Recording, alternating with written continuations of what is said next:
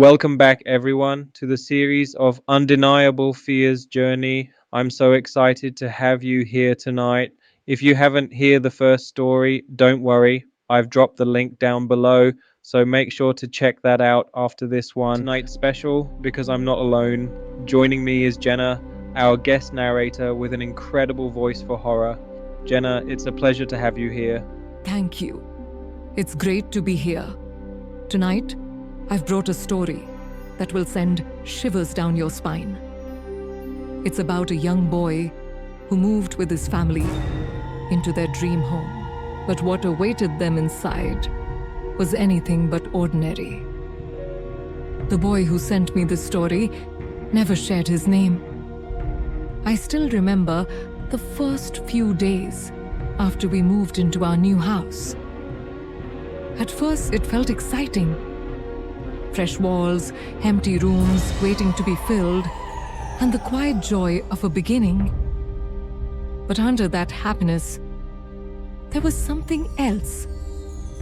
A weight, a heaviness I couldn't explain. It was as if the house itself was watching, waiting. My family didn't seem bothered.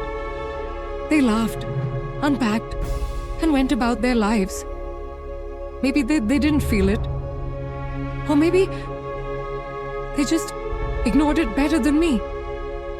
I tried to convince myself it was only loneliness, the echo of empty rooms, nothing more.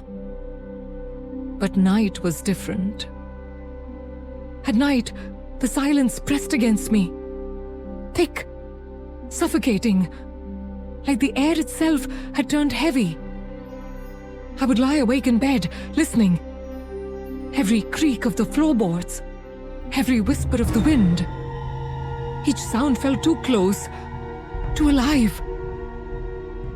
Then came the night that changed everything.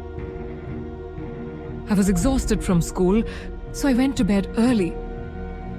Sleep came quickly, pulling me down as into the dark. But it didn't hold me for long. Something stirred me awake. My eyes drifted to the clock. 2:30 a.m. The world outside was silent. Yet inside that silence was something else. A tension, like the house was holding its breath.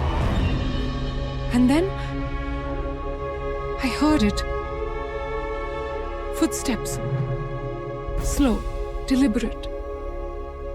Just outside my door. My heart slammed against my chest. I told myself it was my imagination. Maybe my parents. Maybe the pipes. Anything but what I feared.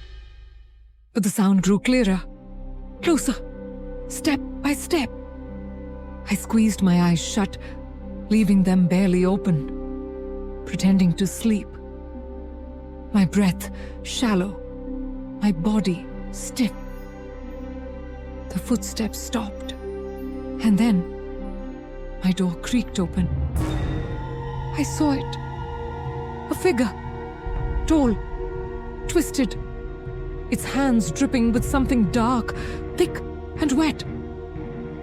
It didn't walk like a person. It moved as if its bones bent the wrong way. It didn't look at me, not at first. Instead, it went to the wall. Slowly, ritualistically. It raised those trembling hands and began to write. Smears across the pale surface.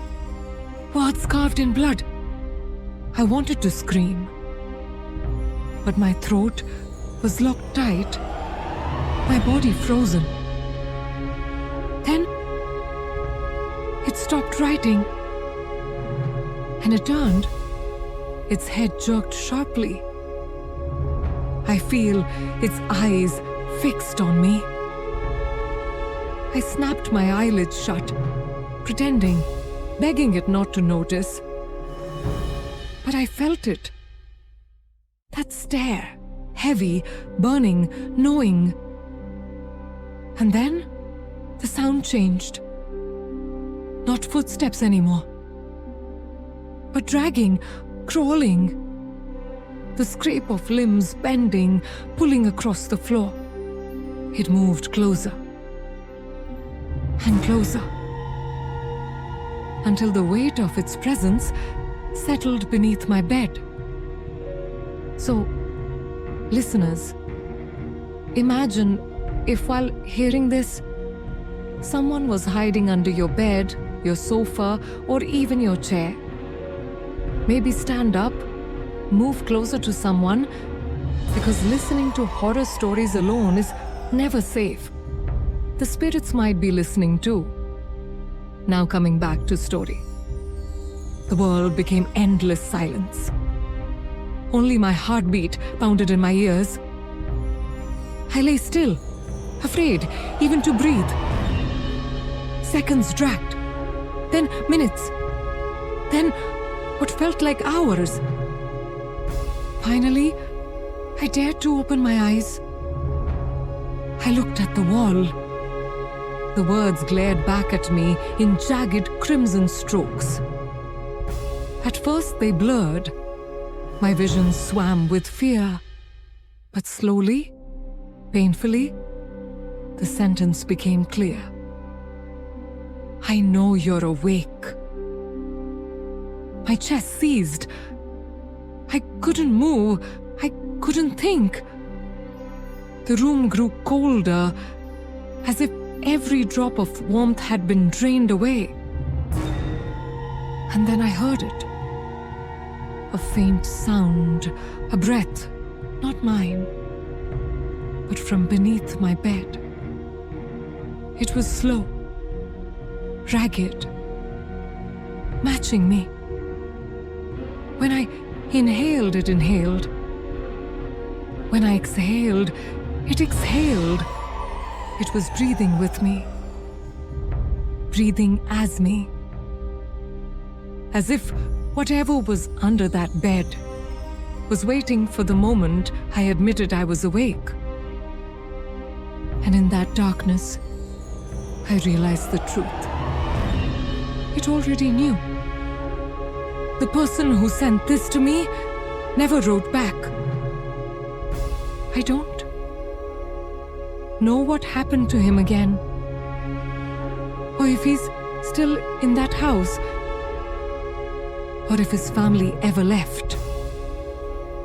All I can assume is that somewhere behind those walls, something might still be waiting.